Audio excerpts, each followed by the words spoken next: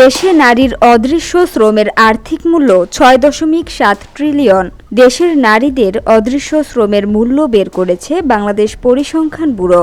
সংস্থাটির হিসেব অনুযায়ী দেশের নারীদের অদৃশ্য শ্রমের মূল্য দাঁড়িয়েছে ৬.৭ ট্রিলিয়ন, যা দেশীয় মুদ্রায় প্রায় ৬,৭০,০০০ কোটি টাকা।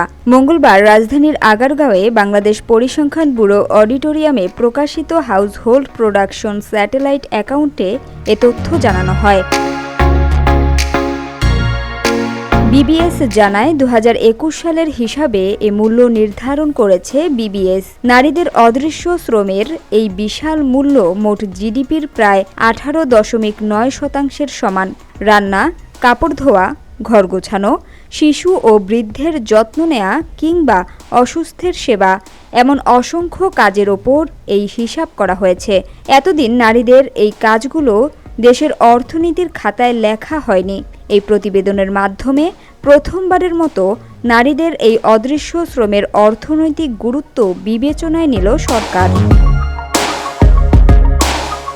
প্রধান অতিথি নারী ও শিশু বিষয়ক মন্ত্রণালয়ের উপদেষ্টা শারমিন এস মুর্শিদ বলেন, নারীর শ্রম দীর্ঘদিন ধরে অর্থনীতির ছায়ায় ছিল। আজকের এই প্রতিবেদন সেই অমূল্য অবদানকে দৃশ্যমান করল। প্রতিবেদন উপস্থাপন করেন বিবিএস-এর উপপরিচালক আসমা আখতার। তিনি জানান, সময় ব্যবহার জরিপ ২০২১ এবং শ্রমশক্তি জরিপ ২০২২-এর তথ্য বিশ্লেষণ করে এই হিসাব তৈরি হয়েছে। অনুষ্ঠানে ইউএন উইমেনের নুবাইরা জেহেন কেয়ার ক্যালকুলেটর নামের সরঞ্জাম ব্যবহার করে দেখান একজন মানুষ প্রতিদিন কতটা সময় অদ্বৈত কাজে ব্যয় করেন।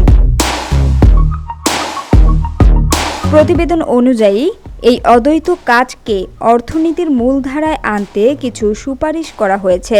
এর মধ্যে রয়েছে যত্ন খাতকে জাতীয় বাজেট ও উন্নয়ন কৌশলে অগ্রাধিকার দেয়া, আন্তঃমন্ত্রণালয় সমন্বয়ে নীতি প্রণয়ন, বেসরকারি খাতে পরিবেশ বান্ধব নীতি গ্রহণ ও যত্নকেন্দ্রিক চাকরির সুযোগ বৃদ্ধি। পাশাপাশি পুরুষ ও ছেলেদেরকে যত্ন ভাগাভাগিতে উৎসাহিত করা এবং নিয়মিত তথ্য সংগ্রহ নিশ্চিত করার আহ্বান জানানো হয়েছে।